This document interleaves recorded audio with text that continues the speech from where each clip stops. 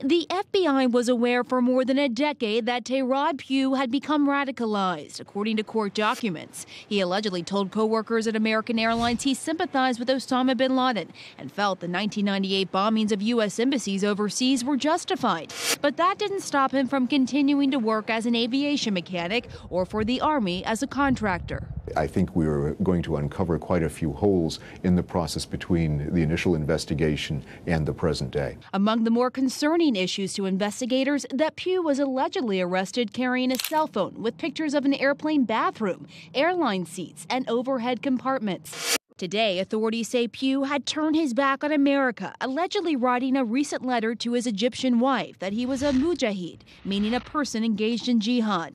And court documents reveal back in 2002, the FBI was told by one of Pugh's associates that he wanted to fly to Chechnya to fight jihad.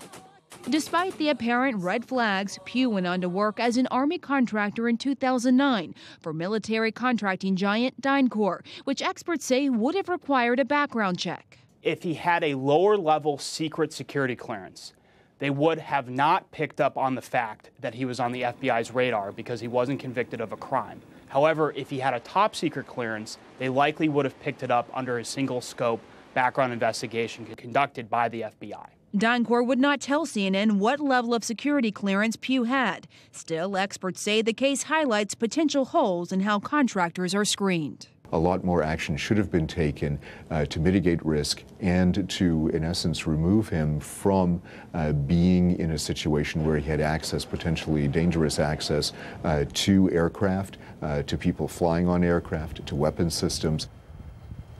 And what's still not clear tonight is what Pugh was doing up until the time he was arrested in January. Investigators say they know he was living in the Middle East for a year and a half, and that from online searches he was intent on joining ISIS. According to the FBI, he was picked up trying to fly to Turkey and, as authorities say, on to Syria, but he was stopped only because he refused to show Turkish authorities his electronics.